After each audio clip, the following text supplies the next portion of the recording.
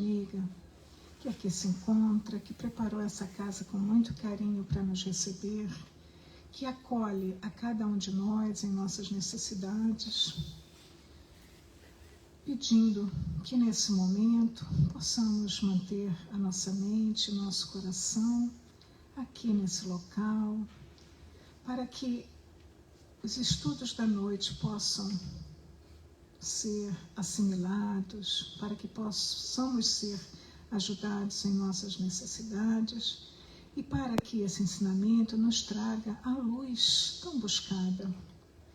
Através dos exemplos que serão relatados, que possamos ir pouco a pouco nos transformando nesse ser de luz, aprimorando nossas dificuldades, substituindo nossas aflições pela paz e pela serenidade.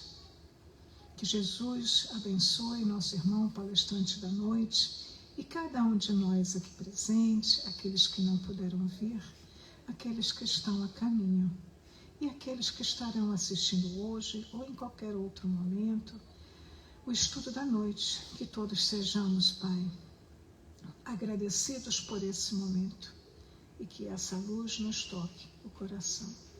Em teu nome, então, em nome de nosso Mestre Jesus e da espiritualidade amiga, damos por iniciado a segunda parte dos nossos trabalhos. Que assim seja. Ok, e hoje nós temos um convidado especial. Ele andava quietinho, né? A gente não sabia, a gente pegou ele assim no flagra. A gente estava fazendo um trabalho juntos, né? Estava fazendo um trabalho lá com a Fânia, a esposa dele. Aí eu descobri que ele faz esse trabalho lindo. Então eu vou falar um pouquinho para vocês do nosso querido amigo Marcos Rossi, que hoje está sendo apresentado com todas as histórias, mas daqui a pouco ele já é da casa. Viu? Então, o Marcos é economista, administrador de empresas, é profissional da área de gestão da qualidade, trabalha no Baptist Health, é escritor, evangelizador. Vocês entenderam que eu fiz o, né? Claro, né? A gente tem que sempre puxar a sardinha para evangelização, porque todas as funções são importantes, mas a gente não tem ideia da importância daquele que está levando essas informações de Jesus para os nossos jovens, porque lá fora tem todo tipo de informação, mas muito pouco sobre Jesus, né? Muito pouco sobre a vida espiritual. Então é realmente uma grande honra ser evangelizador. E ele também é facilitador do curso de família lá no Bezerra de Menezes. Então, Marcos, seja muito bem-vindo, a palavra é sua.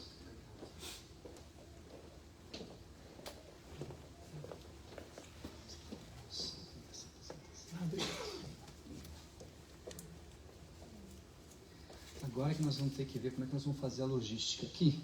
Vou deixar ele aqui, prometo não chutar, mas eu estou estreando pela primeira vez o tablet da minha mulher.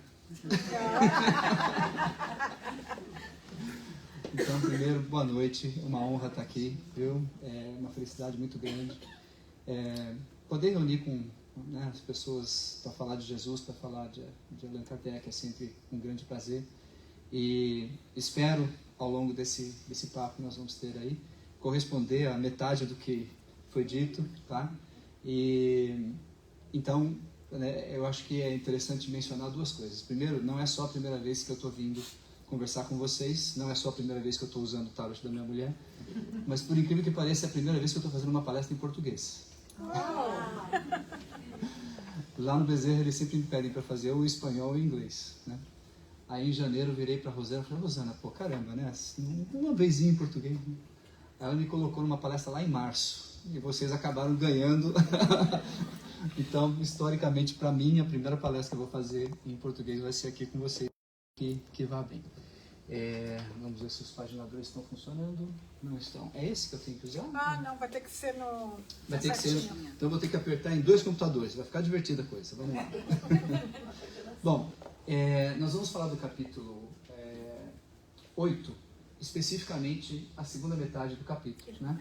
Que Kardec aborda dois aspectos aí, que é a pureza, a verdadeira pureza, né? A questão das mãos não lavadas, que a gente vai ver um pouquinho em mais detalhe, e os escândalos, né? Por que a gente tem os escândalos, o que os escândalos podem servir, e o que acontece com quem dá origem aos escândalos, tá?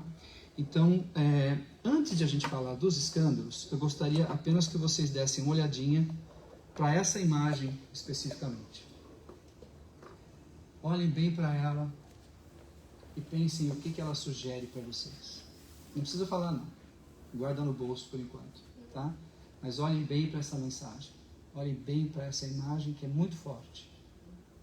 E nós vamos voltar para ela um pouquinho mais para frente, tá? Nós não estamos aqui para falar das bem-aventuranças, né? Uma das bem-aventuranças. E eu acabei entregando já, né? Porque eu virei a página, mas enfim. O Sermão da Montanha foi onde as bem-aventuranças foram faladas, né? E é interessante mencionar, interessante chamar a atenção para o fato de que, segundo o Evangelho de Mateus, foi a abertura do Sermão da Montanha, né? Eu até gosto de brincar que quem chegou atrasado perdeu, né? Perdeu as bem-aventuranças, porque ele começa justamente com essa lista altamente impactante, né? O Sermão da Montanha está na sua íntegra, ou pelo menos aquilo que a gente conhece, no Evangelho de Mateus, capítulo 5 a 7. Tá no comecinho, foi no comecinho do ministério de Jesus, né? Ele já tinha aí a sua reputação, já tinha muitos seguidores, mas é nesse momento em que ele deixa a sua marca bem clara, o norte, a direção que ele está seguindo, né? Nesse começo de ministério, os próprios discípulos ainda estavam um pouco confusos, porque eles estavam esperando o tal do Messias que ia liberar eles de Roma, né? A grande expectativa que existia é que ia vir um Messias meio que beligerante, meio guerreiro, né? Que iria libertar o povo de Roma, e de repente ele vem com essa mensagem forte de amor ao próximo, do perdão, de oferecer a cara de novo, né? E tudo aquilo deixou o pessoal, tipo assim, deixa eu me ressituar, porque eu acho que esse Messias veio aqui com outro tipo de mensagem, outro tipo de direção. As bem-aventuranças são tão importantes que Kardec notou isso, né? E boa parte delas foi usada como título de capítulo, né? Sempre que a gente vai ver um capítulo bem-aventurado, é uma das bem-aventuranças, tá? Então, vamos dar uma olhada brevemente nessas bem-aventuranças, porque eu acho que vale a pena, tá? A primeira coisa que a gente nota, né, é que a linguagem é muito profunda, né? Muito metafórica em alguns sentidos. Então vamos lá. Bem-aventurados os pobres de espírito, porque deles é o reino dos céus. Bem-aventurados os mansos, porque eles herdarão a terra. Bem-aventurados os aflitos, pois serão consolados. Bem-aventurados aqueles que têm fome e sede de justiça, pois serão saciados. Bem-aventurados os misericordiosos, pois alcançarão a misericórdia. Aí vem a nossa de hoje, né? Bem-aventurados os puros de coração, pois verão a Deus. Bem-aventurados os que promovem a paz, pois serão chamados filhos de Deus. Algumas traduções, bem-aventurados os pacíficos, né? Bem-aventurados os perseguidos por causa da justiça, pois deles é o reino dos céus. E finalmente, Jesus dá aqui uma espécie de antecipação, né, para os seguidores. Bem-aventurados sois quando vos injuriarem e vos perseguirem, e mentindo disserem todo tipo de mal contra vós por causa de mim. Alegrai-vos e regozijai-vos, pois será grande a tua recompensa nos céus. Aí eu pergunto, né, olhando para essas bem-aventuranças, algumas coisas nos chamam a atenção. Primeira coisa, a justiça aparece duas vezes, né? A justiça aparece ali em cima e depois aparece aqui embaixo. E a justiça aparece em muitos aspectos da Bíblia. No Velho Testamento, no Novo Testamento, é uma palavra que aparece recorrente, né? E a justiça ela pode ser entendida como retidão, como integridade moral. E essas duas bem-aventuranças, elas são diferentes. Uma é a ânsia, a vontade, né, de ser reto, de ter uma vida de integridade moral. A outra são possíveis consequências que podem acontecer com quem tiver essa vida reta, essa vida moral, né? Mas tem uma outra coisa que a de hoje, né, que nós vamos falar, chama a atenção.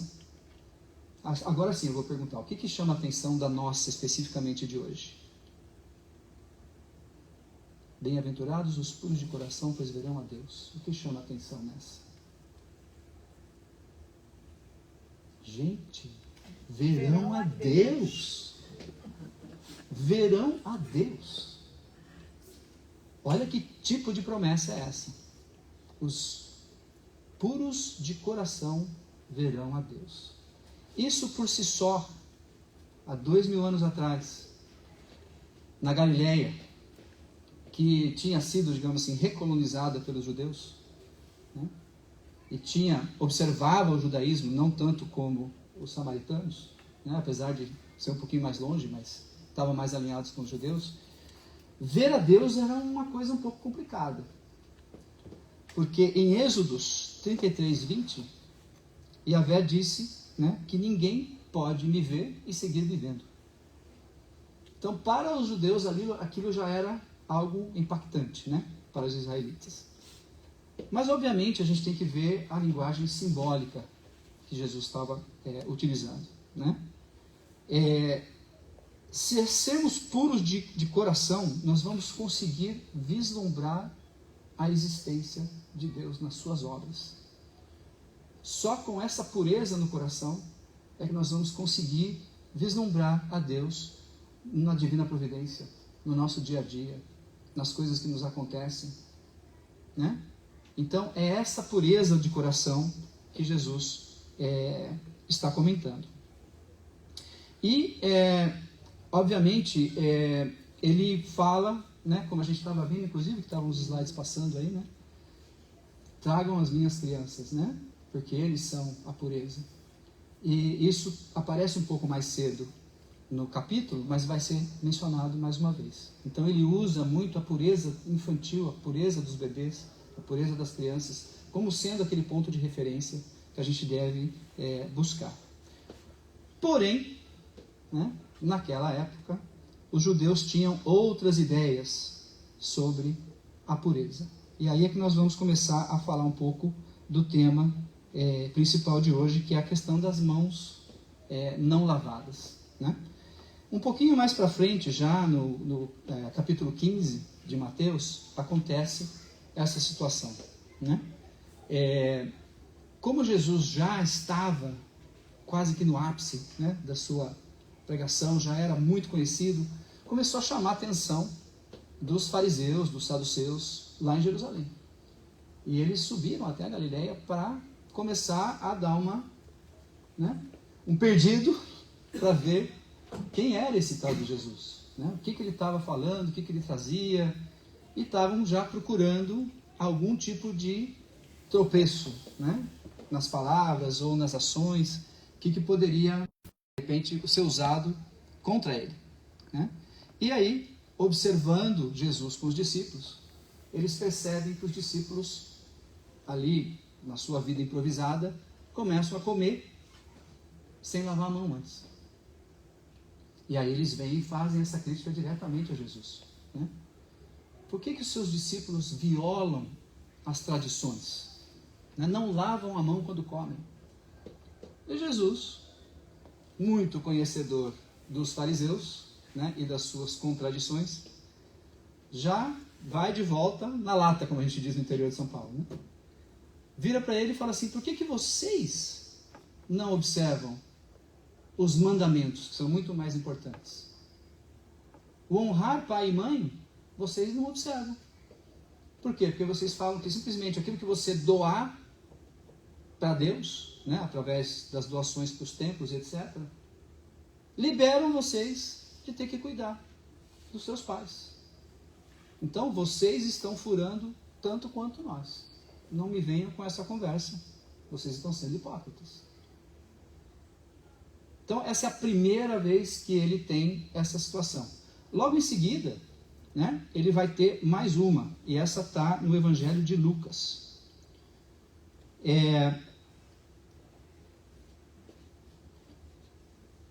ele já sendo, digamos assim, abordado pelos fariseus mais objetivamente, um deles convida Jesus para um almoço, né? E também observando, né, chamou a atenção de Jesus por ele não ter lavado a mão ao sentar à mesa, né? E aí Jesus responde para ele, né, vocês purificam o exterior do copo e do prato e por dentro estão cheios de rapina e perversidade. Vocês são insensatos. Quem fez o exterior não fez também o interior? E esse diálogo ele continua um pouco, tá? Ou seja, ali tem uma resposta para ele, você falando assim, você nos ofende e tal. E ele largou o verbo e falou mais um monte de coisa logo em seguida. Não amaciava, né? Quando a interação era com os fariseus, ele sempre pegava nas hipocrisias dos fariseus. Tudo claro, quando a gente fala de fariseu, estamos todo mundo entendendo, estamos na boa, tá? Eram as autoridades religiosas, legais, era como se fosse a Suprema Corte e a igreja ao mesmo tempo, né? Então, eram pessoas com um determinado poder político, econômico e religioso. Então, Jesus não estava falando com qualquer pessoa, né? Então, essas conversas eram de um nível já um pouco mais alto. Mas aí a gente pergunta o seguinte, né? Pera um pouquinho, Marcos, a gente não aprende que a gente tem que lavar a mão, né, antes de comer, não é uma questão higiênica, não está certo isso? Então, a questão aí não era higiênica, né? Era ritualista. Os judeus tinham uma série de rituais de lavar as mãos nos momentos diversos, né?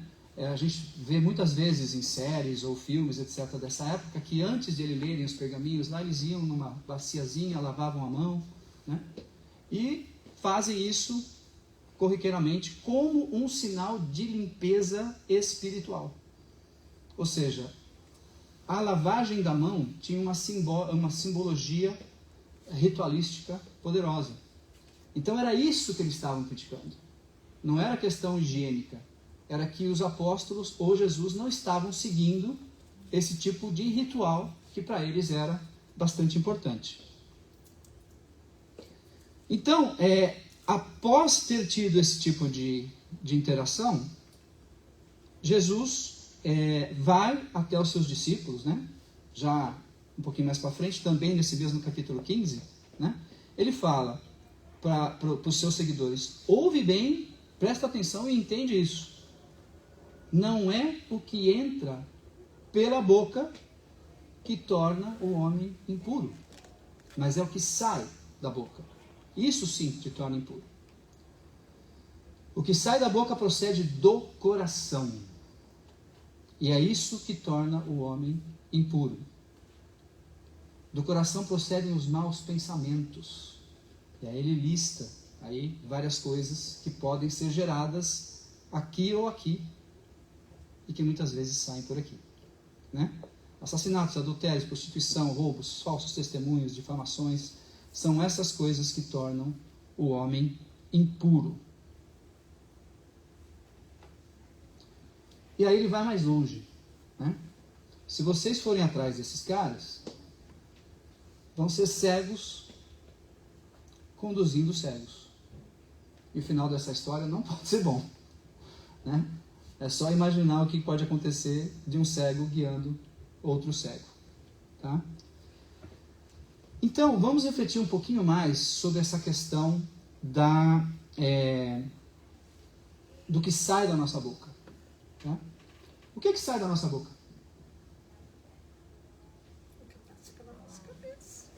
O que sai da nossa boca? Uma das coisas mais poderosas do universo são as nossas palavras, tá? Me passou pela mão um tempo atrás um livro muito bom, gostei muito mesmo. Ele não é um livro espírita, tá? Mas é muito espiritualista. Ele se chama The Four Agreements, os 4 acordos. Não sei se você já ouviu falar desse livro. E o autor propõe, né, que nós façamos 4 novos acordos com a vida, com o mundo, tá? Começando pelo primeiro, que é que sejamos impecáveis com a palavra. que sejamos impecáveis com a palavra. O que significa impecável? Corretíssimo. Sem pecado, né? Sem pecado. Pensemos o que é o pecado. É um ato contra o que é divino, né? Desde Roma, onde a palavra foi inventada, até contra nós mesmos. Né? Ou seja, quando nós cometemos algum tipo de pecado verbal, nós estamos criando sérias consequências ao nosso redor. Né? Ele diz o seguinte: se a gente usar a palavra de forma positiva, amorosa, né? A gente está criando um mundo amoroso e poderoso à nossa volta. Porém, se nós usarmos a palavra de uma forma negativa, pesada, maldosa, ruim, nós estamos criando um mundo ruim à nossa volta. E o que a gente aprende no Espiritismo, né? Que céu e inferno é o nosso estado de mente, é o que a gente cria no dia a dia. E daí o poder da palavra, né? Ele vai mais longe e fala que a palavra tem poder criativo. Com a palavra eu estou criando o mundo ao meu redor. Da maneira como eu me comunico com as pessoas, da maneira como eu interajo com as pessoas, com o poder da minha palavra, eu posso estar criando uma mágica boa ou uma mágica ruim. Ele realmente fala que nós temos o poder mágico com as palavras. E eu estava falando com a minha esposa agora há pouco, né, que 2 dias atrás, não é parte da palestra, mas me passou por uma mídia social um vídeo desse japonês, que eu já esqueci o nome, acabei de olhar ali, Masaru Emoto, esse mesmo. Nos anos 90, esse cara fez uma experiência com a água, né? E fez com que estudantes deles verbalizassem para 2 jarros diferentes de água 2 diferentes tipos de mensagem, né?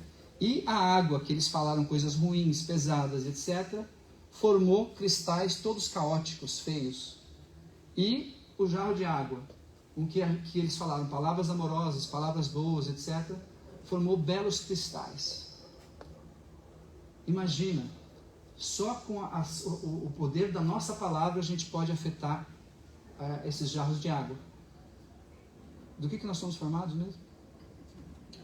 70% de água. Ou seja, quando a gente está se comunicando com alguém, a gente está imediatamente afetando, né, esse material que é tão suscetível. Então, não tem mágica, é física, acontece mesmo. Então, quando Jesus fala que o mal sai da boca, né, é isso que ele está dizendo. O poder que nós temos através da palavra.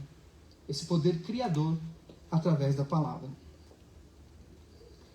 E esse autor também fala o seguinte: sabe por que é tão poderosa a nossa palavra? Porque nós estamos jogando sementes no terreno mais fértil do mundo, que são as nossas mentes. O que a gente plantar ali, cresce. Então, quando a gente fala com os nossos filhos, quando a gente fala com a nossa esposa, quando a gente fala com os nossos colegas de trabalho, sem perceber, nós estamos ali plantando sementinhas. E o que vai crescer ali?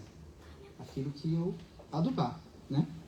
Então, dado o poder da palavra, né, desse poder mágico que ele fala, eu vou fazer uma pergunta para vocês aqui. Também outra que passou na minha mão aí em uma mídia social que eu achei genial. Se você tivesse que engolir as suas próprias palavras, estaria se alimentando ou se envenenando?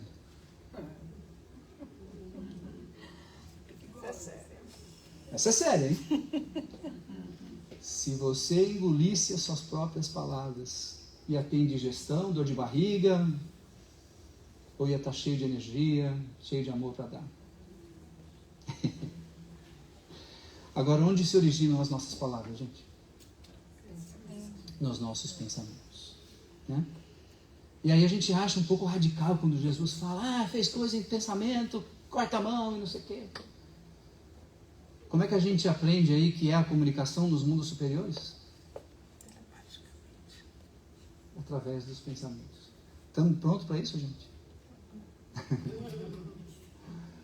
Aí eu falo assim, não, eu vou segurar as minhas palavras, não vou falar mais. Mas se pensou, está só metade do trabalho feito, né? O que adianta a gente puxar o freio se a gente está sempre acelerando? Acelera o freio, acelera o freio, acelera o freio. Aí eu vou usar a mesma pergunta. Se você pudesse comer os seus pensamentos, ia ter indigestão ou ia fazer bem para a saúde? Percebe? Quão profundo é isso? Então, esse ato constante, né, de monitorar as minhas palavras, monitorar os meus pensamentos, purificar os meus pensamentos e as minhas palavras, é um trabalho constante, é um trabalho do dia a dia. E aí tem uma fábula que eu gosto muito, né? Vocês já devem conhecer a fábula dos dois lobos. Se não conhecem, eu vou falar de novo, mas se conhecem, vai ser repeteco. Então tinha essa tribo, né? E o índio estava lá meio confuso, se sentindo, né, cheio de dualidades. Às vezes ele fazia coisa boa, às vezes fazia coisa ruim. Às vezes falava coisa boa, às vezes falava coisa ruim. E não se entendia. Aí ele foi ali pro sábio da tribo, né? Sentou na frente dele e falou, eu estou aqui cheio de dúvida. Eu não sei se eu sou bom ou se eu sou ruim. Eu não sei se eu ajudo ou se eu atrapalho. Eu não sei se minha essência é boa, se minha essência é má. Tem hora que eu faço uma coisa, tem hora que eu faço outra. Aí o sábio olhou para ele e falou assim, então, é que dentro de nós existem dois lobos. Um lobo bom e um lobo mau. O lobo bom faz boas ações, caridade, fala coisas amorosas. E o lobo mau faz coisas ruins, prejudica as outras pessoas, xinga as pessoas, fala um monte de coisa ruim. E esses dois lobos estão sempre lutando um contra o outro. E ficou em silêncio. Aí o cara falou assim, tá, mas você me deu só metade da informação, né? Quem é que ganha essa briga? A resposta do sábio foi excelente. Ganha essa briga o lobo que você alimentar. Ganha essa briga o lobo que alimentamos. Então, dentro de nós, na nossa natureza, nós temos todos essa dualidade. Mas no dia a dia, a cada interação, a cada situação, eu tenho que fazer uma escolha. Né? E quanto mais consciente eu fico dessa escolha, melhores vão ser as tais escolhas. Tá?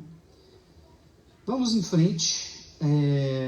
Vamos então agora ver o que Kardec nos agrega sobre essa primeira parte. Tá? Uma das coisas que ele obviamente chama a atenção é que é muito mais fácil purificar lavando a mão do que trabalhar no nosso coração, né? De mudar a nossa purificação interna. Quando a gente começa a focar no exterior, né, a gente corre o risco de efetivamente deixar os ensinamentos de Cristo em segundo plano. Porque os ensinamentos de Jesus, via de regra, estão apontando aqui dentro. E se eu simplesmente lavo a minha mão e estou feliz, estou na boa, né, eu não estou fazendo o trabalho que eu tenho que fazer.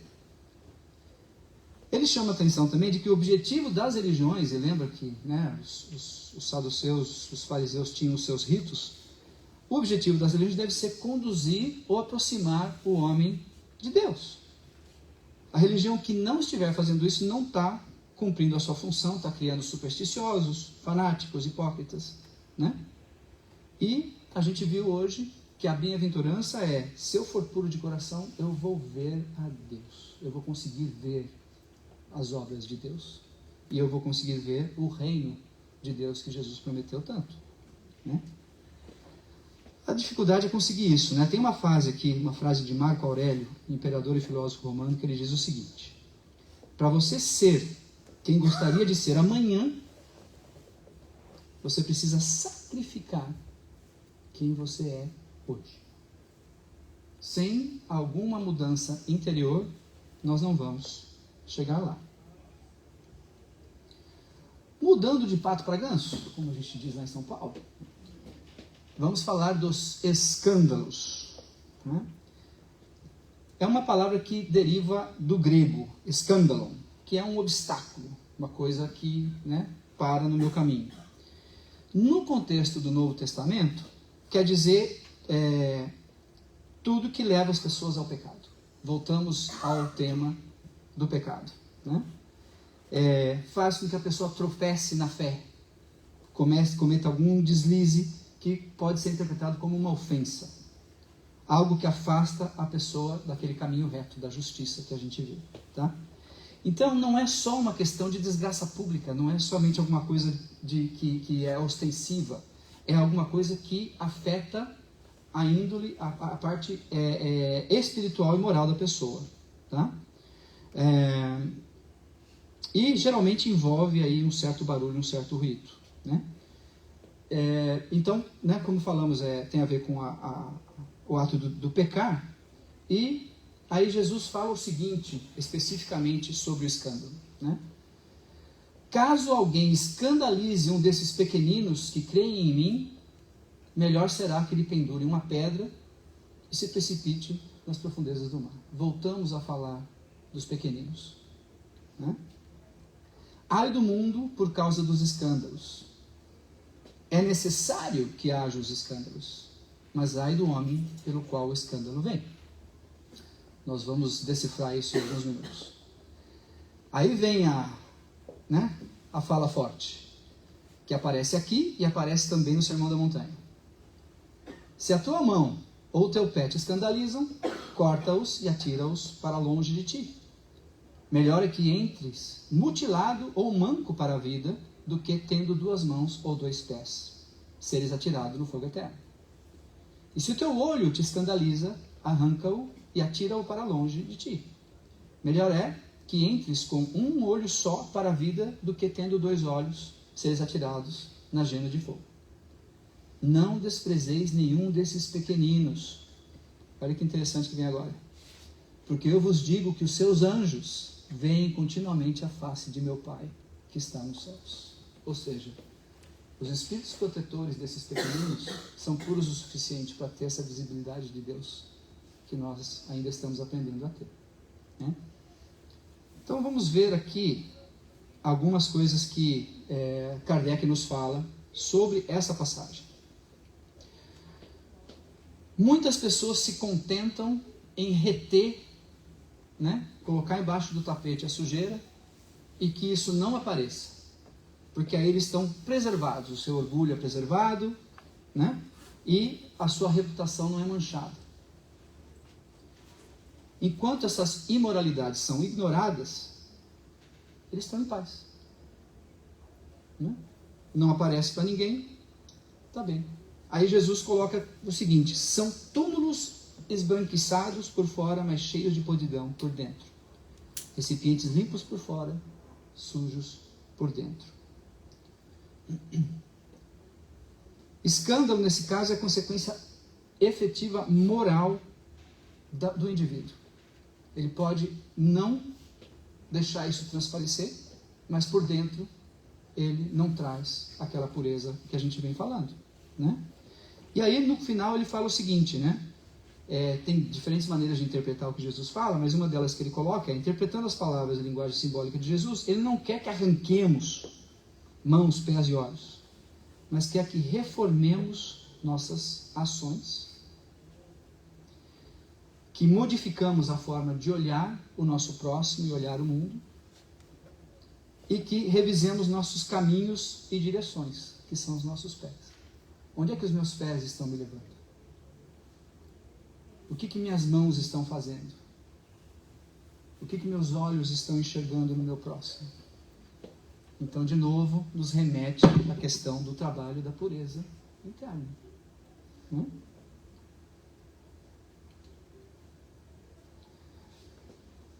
Outra coisa que ele coloca é que os homens estão em expiação na terra e se punem. né, eles se põem a si mesmos numa situação de serem punidos e castigados.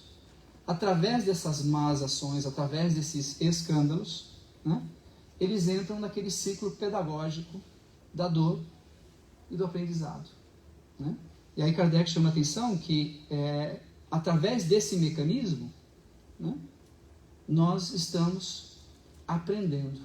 É um mecanismo pedagógico que Deus usa. Através de ação e reação, nós estamos, através dos nossos erros, através dos nossos escândalos, aprendendo as nossas lições. Então Deus, através do mal, faz surgir o bem. Através dos atos que eu não deveria estar fazendo, eu aprendo as minhas lições. Então não é que nós temos obrigação de cometer escândalo, né? Quando ele diz que os escândalos têm que vir, é que faz parte do nosso aprendizado aqui. Tá? Ele continua dizendo que, por hora, tem que ser assim. Né? Nós estamos num mundo de provas e expiações, os ciclos que nós estamos aqui são assim, e temos que passar por esse tipo de ciclo de aprendizado. Aí ele fala, tá bom, alguns vão dizer que se esse ciclo pedagógico de Deus aí é tão necessário, Deus não vai deixar isso embora. Então, a humanidade não vai melhorar nunca. Deus vai estar sempre usando esse ciclo. Aí ele responde, se não houvessem mais culpados, também não haveria necessidade de castigo. Né? Suponha que a humanidade seja transformada e se torne composta por bons homens, boas pessoas. Ninguém vai pensar em fazer o mal ao próximo e todos vão ficar felizes, porque eles serão boas pessoas. Esse estado é dos mundos avançados. É aquilo que nós estamos ainda almejando em termos de crescimento espiritual. Né? Vamos lá. Aí ele fala o seguinte, né? O mal é sempre o mal. Então, mesmo que as pessoas estejam aprendendo através dessas dificuldades, ai de quem trouxer o escândalo. Tudo bem, você está aprendendo a tua lição, mas vai ser através de algum sofrimento. Né? E ele até menciona, né, a pena de talhão, num certo sentido, porque aquilo que a gente fez para alguém, nós vamos acabar passando também. Né? Acaba indo e acaba voltando.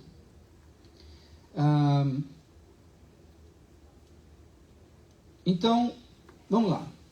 Resumindo, né? Se quisermos ver a Deus ou o seu reino, primeiro, não devemos focar na limpeza externa, mas na pureza interna, na pureza do nosso coração. Essa é a primeira coisa que temos que fazer. E buscar não tropeçar, né? Não ter os escândalos que me levem a esse tipo de situação. Então vigiar as minhas ações, vigiar as minhas palavras. Né? Sempre no trabalho da reforma interna. Então, vamos ver aí alguns exemplos, né, de como eu posso, no dia a dia, trabalhar a minha pureza. Trabalhar, em termos práticos realmente. Tá? Primeira coisa, tratar o próximo com gentileza genuína, nas ações e nas palavras. Agora que a gente tem esse entendimento aí que as minhas palavras afetam o meio, afetam as pessoas, né? Que trabalhemos esse ponto. Usar a palavra para ser íntegro, honesto. Não só porque é a coisa certa a fazer, mas por uma questão de fraternidade mesmo. Né? Ajudar os outros com desejo sincero de vê-los numa situação melhor do que quando você os encontrou. Né?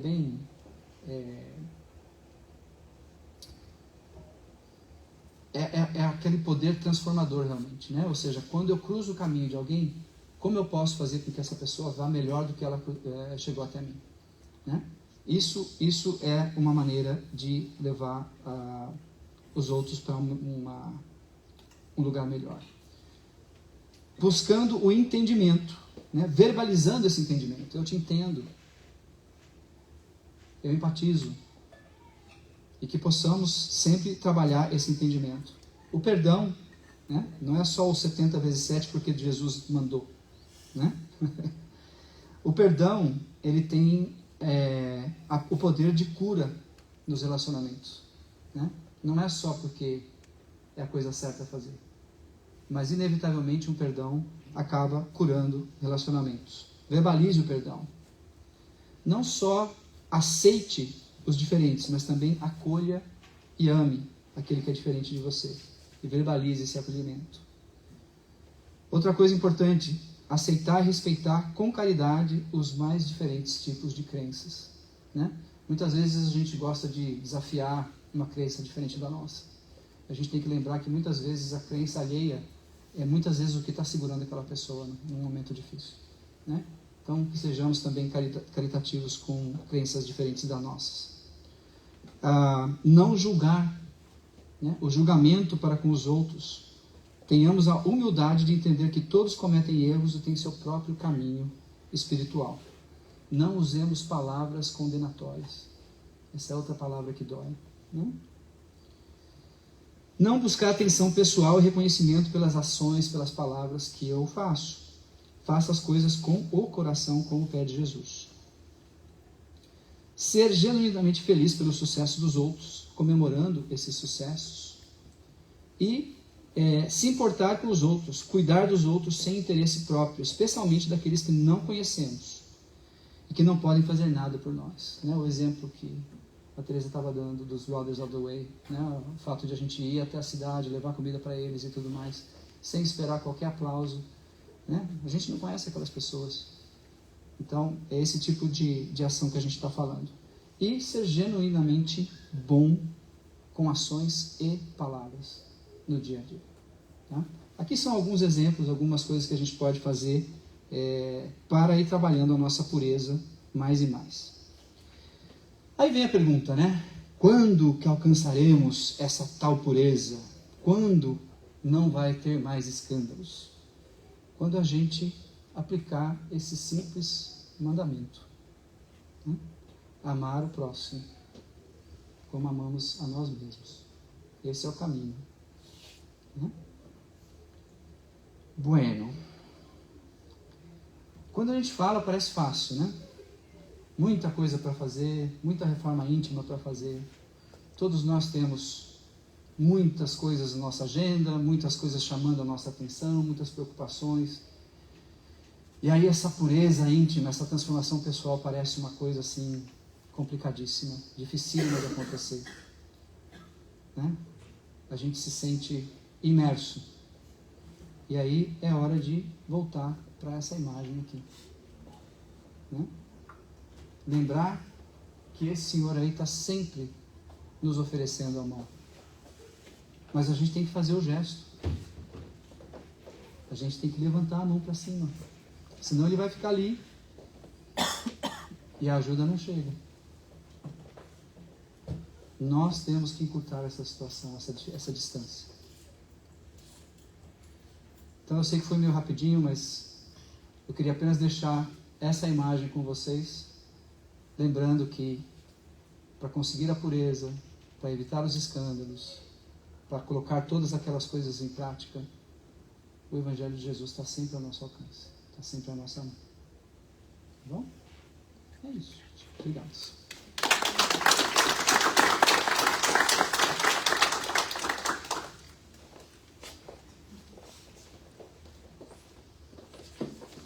Marcos, por todo esse material que você nos deixou para nós refletirmos, analisarmos e colocarmos em prática no nosso dia a dia. Eu esqueci de dar um aviso super importante. As mães, o Food Pantry está doando toda semana 4 cestas para as mães de Homestead. Como o Homestead é longe, a gente vai fazer uma escala para quem puder dirigir até lá. Se tivermos 8 pessoas, por exemplo, nós vamos dirigir até lá somente uma vez a cada 2 meses. Então, quem quiser participar desse trabalho de entrega dessas cestas em Homestead, aí fala comigo, tá bom?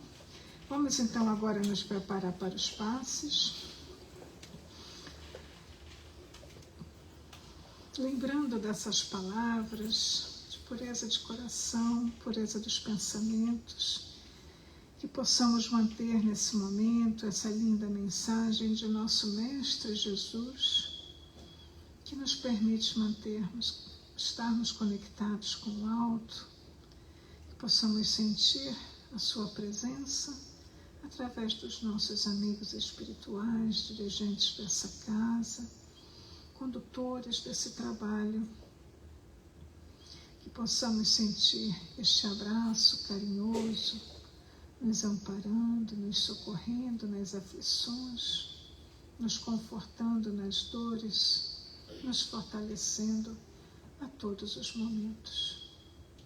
Que tenhamos sempre a certeza de que nunca estamos sós. E temos uma legião de amigos queridos que nos amam, nos protegem, nos orientam e nos conduzem para uma vida mais feliz, mais harmoniosa e mais serena. Que possamos sentir nesse momento todo esse envolvimento e pedimos então também por todos os nossos irmãos que estão passando por grandes dores ao redor de nosso planeta. Que eles possam sentir esta mesma vibração de paz, de cura, de tratamento. Vamos pedir por todos aqueles que conduzem países que possam ser inspirados pelo alto, que possam sentir as verdadeiras necessidades de seus povos e possam conduzir esses países com justiça, com amor e caridade. Te pedimos, Pai, por todas as denominações religiosas que dão o suporte espiritual a tantos corações. Lembrando a lição do respeito que foi nos passada essa noite, do respeito, da tolerância, da compreensão e da compaixão, que possamos sentir, Pai, sempre, pelos nossos irmãos, o bem, o bom e o belo. Nesse momento, então, permanecemos com os nossos pensamentos elevados, orando por nós mesmos, orando por aqueles que sabemos em necessidade, orando pelos nossos irmãos desencarnados que se encontram em desespero, em sofrimento. Enfim, Pai, que possamos nos manter em conexão contigo a todos os momentos. Pedimos então aos nossos irmãos passistas que se dirijam à sala e cada um será chamado para tomar o passe. Não é obrigatório, quem não quiser ir, basta dizer não quero, tá bem? Continuemos então em oração. Que assim seja.